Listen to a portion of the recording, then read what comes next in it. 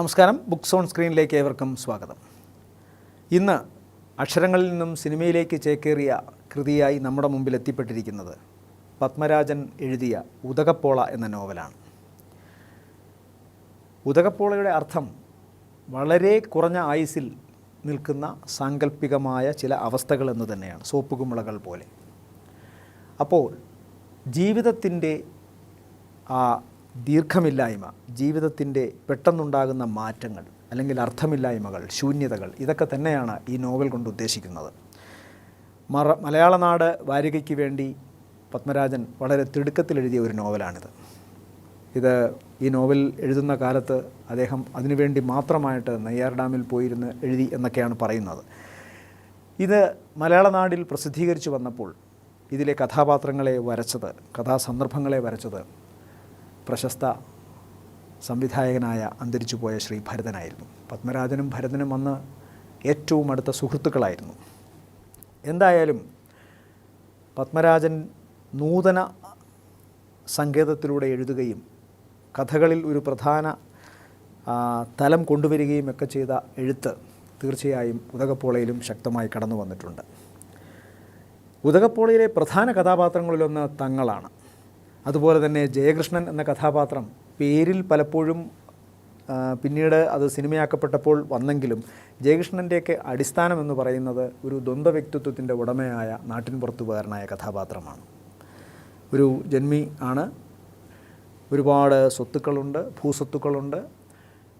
പക്ഷേ അതിൻ്റെ ഒന്നും ജാട കാണിക്കാതെ നാട്ടിൻ പുറത്തു നിന്നും നഗരത്തിലേക്ക് ചേക്കേറുന്നു. അവിടെ ഉത്സവം കൊണ്ടാടുകയാണ്. പിന്നെ അത് ലഹരിയുടെ രൂപത്തിലായാലും പെണ്ണിൻ്റെ രൂപത്തിലായാലുമൊക്കെ ജീവിക്കുന്നു. വീണ്ടും തിരിച്ച് നാട്ടിലേക്ക് വരുന്നു. ഇതിനിടയിൽ അയാളുടെ ബന്ധത്തിൽപ്പെട്ട സുന്ദരിയായ, വിദ്യാഭ്യാസമുള്ള, എന്നാൽ നാട്ടിൻപുറത്തിൻ്റെ സംസ്കാരമുള്ള രാധ എന്ന പെൺകുട്ടിയുമായി പ്രണയത്തിലാവുന്നു, അല്ലെങ്കിൽ വിവാഹം കഴിക്കാൻ തീരുമാനിക്കുന്നു. ഇതൊക്കെ ഏതാണ്ട് ഈ നോവലിലുണ്ടെങ്കിലും ഈ നോവലിൻ്റെ താത്വികമായ തലം സത്യത്തിൽ ഒരു ഫിലോസഫിക്കൽ ലെവലിൽ നിൽക്കുന്നതാണ്. ആവൂ, എന്താ ഒരു ഉഷ്ണം! ചൂട് തുടങ്ങണേ ഉള്ളൂന്നാ പറയണേ. ശരിക്കും അങ്ങ് പിടിച്ചു കഴിഞ്ഞാൽ പിന്നെ നമ്മുടെ മുറിയൊക്കെ നെരിപ്പടാ. സമ്മതിക്കണം ചങ്ങായി. നമുക്ക് ഒരു നാരങ്ങ വെള്ളം കാച്ചിയാലോ?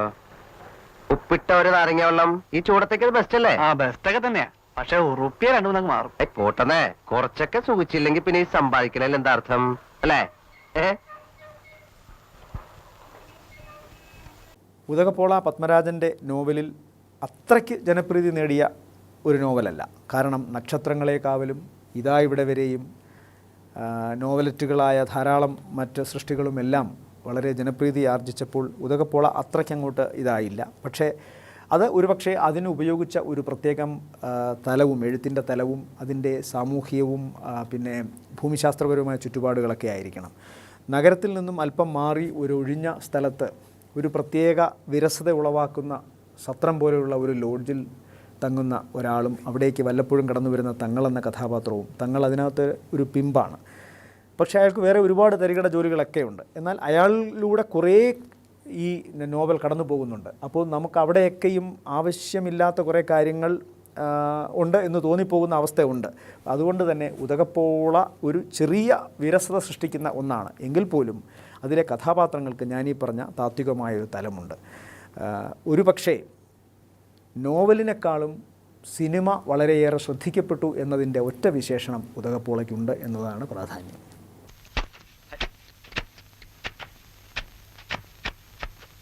ഈ മണ്ണാർത്തുടിയിലെ വീട്, ഈ മണ്ണാർത്തുടി എന്താ സംഗതി? എവിടുന്നാ? ഞങ്ങള് ടൗണിന്നാ. തോന്നി. എന്താ ഇപ്പൊ മണ്ണാറത്തൊടിയിലേക്ക് പോയിട്ട്? ഞാൻ തന്നെ മണ്ണാറത്തൊടി, അതുകൊണ്ടാ ചോദിക്കണേ. ജയകൃഷ്ണ മേനോൻ. അതന്നെ. എങ്ങനെ കേട്ടിട്ടുണ്ടാവും അല്ലേ? ഉവ്വ്, കണ്ടിട്ടുമുണ്ട്. കോളേജിൽ എന്റെ 2 വർഷം സീനിയർ ആയിട്ടുണ്ടായിരുന്നു. എന്താ കുട്ടിയുടെ പേര്? രഞ്ജിനി. രഞ്ജിനി? ഓർക്കാൻ വഴിയില്ല. പക്ഷേ അന്നത്തിൽ നിന്നൊക്കെ ജയകൃഷ്ണൻ എന്ത് മാറിപ്പോയി. പിന്നെ മാറാതെ എങ്ങനാ? ആട്ടെ രഞ്ജിനി, നീ ഇപ്പൊ എന്താ ചെയ്യണേ? ടീച്ചർ. സ്കൂളിൽ പിള്ളേരെയും പഠിപ്പിച്ച് കഴിഞ്ഞു വിടുന്നു. കഴിഞ്ഞോ? എവിടാ കക്ഷി? പുറത്താ. പുറത്തെന്ന് പറയുമ്പോ? സൗദിയില്. ഓ ഇപ്പൊ ആണ്ടിലൊരിക്കലാ കാണല്. ആ ഇപ്പൊ ഒന്ന് വന്നിട്ട് പോയതേ ഉള്ളൂ. ശോ, കഷ്ടം തന്നെ അല്ലേ? 1987 പത്മരാജൻ തന്നെ തിരക്കഥയും സംവിധാനവും നിർവഹിച്ച തൂവാനത്തുമ്പികൾ പുറത്തു വരുന്നത്. ഉദകപ്പോളയാണ് തൂവാനത്തുമ്പികളായി മാറിയത്. ഉദകപ്പോള എന്ന നോവലിൽ മഴ ഒരു വലിയ കഥാപാത്രമൊന്നുമല്ല. മഴ പത്മരാജൻ ഏറെ ഇഷ്ടമായിരുന്നു എന്നത് മറ്റൊരു സത്യം. പക്ഷേ തൂവാനത്തുമ്പികൾ എന്ന സിനിമയിലെത്തുമ്പോൾ മഴ ഒരു പ്രധാന കഥാപാത്രമാണ്. ജയകൃഷ്ണൻ എന്ന കഥാപാത്രം തൃശ്ശൂരിൻ്റെ പ്രത്യേകമായ ശൈലിയിൽ സംസാരിക്കുമ്പോൾ നമുക്ക് ഒരു പ്രത്യേകത തോന്നും. മാത്രമല്ല ഇത് പത്മരാജൻ എന്ന ഓൾ ഇന്ത്യ റേഡിയോയിലെ ഉദ്യോഗസ്ഥൻ തൃശ്ശൂരിൽ ജീവിച്ചിരുന്ന കാലഘട്ടത്ത് കിട്ടിയ കുറേ സൗഹൃദങ്ങളിൽ നിന്നുമുണ്ടായ ഒരനുഭവം കൂടിയാണ്. അതിലെ ഏറ്റവും അടുത്തൊരു കൂട്ടുകാരൻ്റെ ജീവിതാനുഭവം അദ്ദേഹം ജയകൃഷ്ണനിൽ കൂട്ടിച്ചേർത്തു. ഉദകപ്പോള എന്ന നോവലിൽ അതങ്ങനെയല്ല. മറിച്ച് ജയകൃഷ്ണൻ, തൂവാനത്തുമ്പികളിലെ നായകൻ ജയകൃഷ്ണൻ, മോഹൻലാൽ അവതരിപ്പിച്ച ജയകൃഷ്ണനിൽ ഈ പറയുന്ന തൃശ്ശൂരിലെ മേനോൻ കഥാപാത്രം ശക്തമായി കടന്നു വരുന്നുണ്ട്. സ്വഭാവത്തിലും വർത്തമാനത്തിലുമെല്ലാം നഗരത്തിലേക്ക് നമുക്കൊരു നാരങ്ങളിലടിച്ചാലോ എന്ന് ചോദിക്കുന്ന മോഹൻലാൽ പിന്നെ അത് ബിയറിലേക്ക് കിടക്കുകയും പിന്നെ അവിടെ നിന്ന് മദ്യപാനത്തിൻ്റെ നീണ്ട രാത്രിയിലേക്ക് കടക്കുകയൊക്കെ ചെയ്യുന്ന ഒരുപാട് സാഹസിക രംഗങ്ങൾ നമുക്ക് കാണാൻ സാധിക്കും. വല്ലാത്ത സൗഹാർദ്ദം, ക്രൂരതയുടെയും അതിസാഹസികതയുടെയും അമിത ലഹരിയുടെയും ഒക്കെ വഴിയിലൂടെ നടക്കുന്ന സൗഹാർദ്ദത്തിൻ്റെയൊക്കെ നീണ്ട വഴികളാണ് പിന്നെ നാം കാണുന്നത്. അപ്പം ഞെട്ടിപ്പിക്കുന്ന ദ്വന്ദ്വ വ്യക്തിത്വം അതിനകത്ത് മോഹൻലാൽ അവതരിപ്പിച്ച ജയകൃഷ്ണൻ എന്ന കഥാപാത്രത്തിനുണ്ട്. മാലിനി ചേച്ചിയോട് രഞ്ജിനി ചേച്ചിയോടൊക്കെ എനിക്കൊന്നും പറയാനില്ല. ഇപ്പോഴേ അങ്ങ് പറഞ്ഞേക്കാം, എനിക്ക് നിങ്ങളെ ഇഷ്ടമല്ല. നിങ്ങളെ പറ്റി ഞാൻ ഒരുപാട് കേട്ടിട്ടുണ്ട്. കണ്ടപ്പോ കേട്ടതിനേക്കാൾ കഷ്ടമാണ് മനസ്സിലാവുകയും ചെയ്തു. എന്തെങ്കിലും ഒരു സോരിക്കേട് വേണമെന്നല്ലേ ഉള്ളൂ. എന്നെ ഒഴിവാക്കിയേക്കൂ പ്ലീസ്. Excuse me.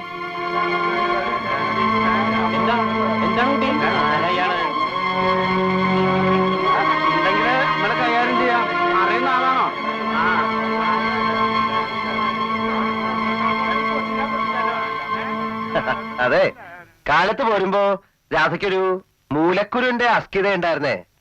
മൂലക്കുരല്ലേ? നിങ്ങളൊക്കെ എന്താ പറയാ? പൈൽസ്. ആ പൈൽസ്, അത് തന്നെ. അതെങ്ങനെയെന്ന് അറിയാൻ വേണ്ടിട്ട് അവളുടെ അമ്മ എന്നെ പറഞ്ഞു വിട്ടതേ. ഞാൻ ആ കാര്യം ചോദിച്ചതും അതാ പൊട്ടി. അതിന്റെ ഒരു ചൂടാ. സാരമില്ലേ കുട്ടിയെ, ഒരിത്തിരി നേരം കൂടെ വേനിക്കും. കാര്യാക്കാനല്ല. നീ ആ ക്ലാസ്സിൽ പോയിരുന്നേ?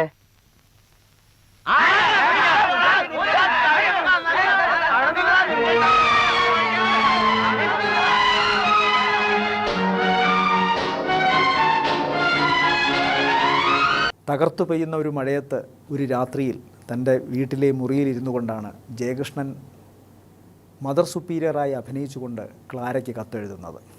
ക്ലാര സുമലത എന്ന അതിസുന്ദരിയായ നടിയാണ് അവതരിപ്പിക്കുന്നത്. ക്ലാര ഒരു സാധാരണ വീട്ടിലെ ജീവിതത്തിൻ്റെ രണ്ടറ്റം കൂട്ടിമുട്ടിക്കാൻ പാടുപെടുന്ന ഒരു കുടുംബത്തിലെ അംഗമാണ്. അതുകൊണ്ട് തന്നെ അവളുടെ അമ്മ അല്ലെങ്കിൽ വളർത്തമ്മ എന്നൊക്കെ പറയുന്ന സ്ത്രീ എങ്ങനെയും സുന്ദരിയായ ഈ പെണ്ണിൽ മുന്നിലും കാശ് എങ്ങനെയും ഉണ്ടാക്കാൻ ശ്രമിക്കുന്ന ഒരു അവസ്ഥയിലുമാണ്. അങ്ങനെയാണ് തങ്ങളെ പരിചയപ്പെടുന്നതും തങ്ങൾ വഴി ജയകൃഷ്ണനിലേക്ക് ക്ലാരയുടെ പേരെത്തുന്നതും. ഈശോ മിശിഹായ്ക്ക് സ്തുതിയായിരിക്കട്ടെ. പ്രിയപ്പെട്ട മകൾ ക്ലാരയ്ക്ക്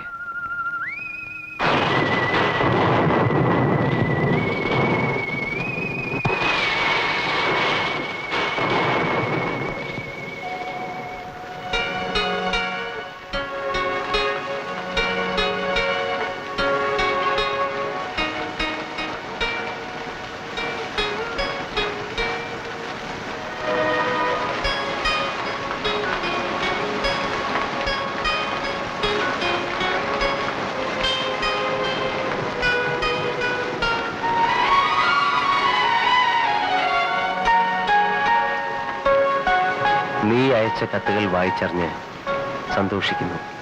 മഴ എന്ന കഥാപാത്രം ശക്തമായി തൂവാനത്തുമ്പികളിൽ കടന്നു വരുന്നു എന്ന് ഞാൻ പറയാൻ ഏറ്റവും പ്രധാനപ്പെട്ട മറ്റൊരു കാരണം, ഒരു മഴ പെയ്യുന്നിടത്താണ് ക്ലാരയ്ക്ക് ഞാൻ ആദ്യമായി കത്തെഴുതുന്നത് എന്ന് ജയകൃഷ്ണൻ പിന്നീട് പറയുന്നുണ്ട്. പിന്നീട് അവർ ആദ്യമായി കണ്ടുമുട്ടുമ്പോഴും സംഗമിക്കുമ്പോഴുമൊക്കെ മഴ തകർത്തു പെയ്യുന്നുണ്ട്. പ്രകൃതിയുടെ ഒരു കണ്ണ്, പ്രകൃതിയുടെ ഒരു ശുദ്ധീകരണം ഇവർ തമ്മിൽ സംഗമിക്കുന്ന വേളകളിലൊക്കെയുമുണ്ട്. മറ്റൊന്ന്, ഇതെല്ലാ അർത്ഥത്തിലും നോവലിലില്ല. മറ്റൊന്ന്, മരുഭൂമി പോലെ കിടക്കുന്ന ഒരു പാറപ്പുറത്ത് രണ്ടുപേരും ജീവിതത്തിൻ്റെ ഏറ്റവും വല്ലാത്തൊരു അവസ്ഥയിൽ സമ്മേളിക്കുന്നു. ഇനി എന്തു ചെയ്യും? ഇങ്ങനെ ഈ പ്രണയം, സാഹസികമായ പ്രണയം മുന്നോട്ട് കൊണ്ടുപോകണോ, അതോ രാധയോട് തന്നെ കാത്തിരിക്കുന്ന പ്രണയിനിയായ അകന്ന ബന്ധത്തിൽപ്പെട്ട നാട്ടുംപുറത്തുകാരിയും വിദ്യാഭ്യാസമുള്ളവളുമായ പാർവതി അവതരിപ്പിച്ച കഥാപാത്രം രാധയോടൊത്ത് ജീവിക്കണമോ? ഈ ഒരു അവസ്ഥയിൽ നിൽക്കുമ്പോഴാണ് അവൾ ക്ലാര ഉപദേശിക്കുന്നത്. ഒരു വലിയ താത്വികയായ ലെവലിലേക്ക് ഉയരുകയാണ് ഒരുപക്ഷെ കോൾ ഗേളായി മഹാനഗരങ്ങളിൽ ജീവിക്കുന്ന ക്ലാര. തീർച്ചയായും രാധയെ വിവാഹം കഴിക്കണം, ഒരുപാട് ബൊമ്മക്കുലു കുട്ടികളെ എനിക്ക് കാണണം, ഏറ്റവും നല്ല സുഹൃത്തായിരിക്കണം എന്നൊക്കെ പറഞ്ഞ് തൻ്റെ ആദ്യത്തെ ജീവിതം എന്തെന്ന്, ജീവിതത്തിൻ്റെ സുഖമെന്തെന്ന് തന്നെ അറിയിച്ച ആദ്യ പുരുഷനോട് ക്ലാര പറയുന്നത് അങ്ങനെയാണ്.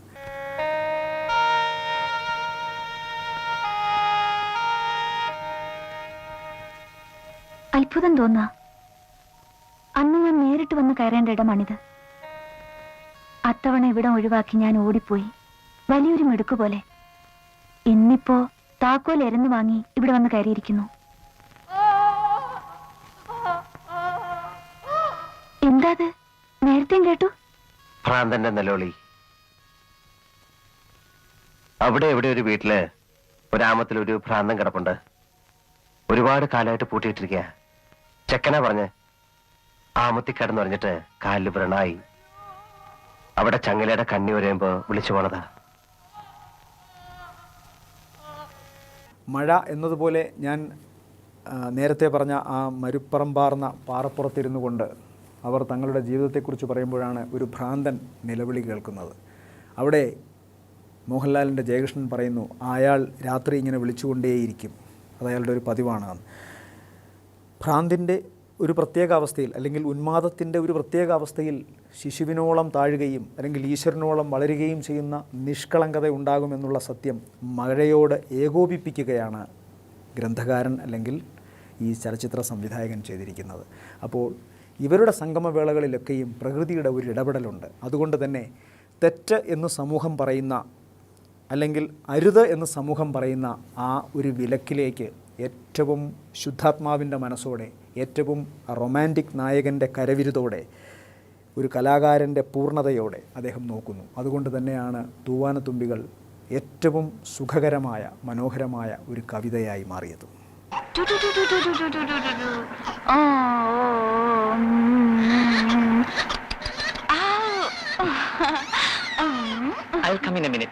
കുറച്ച് വെള്ളം എടുത്തിട്ട് വരാം.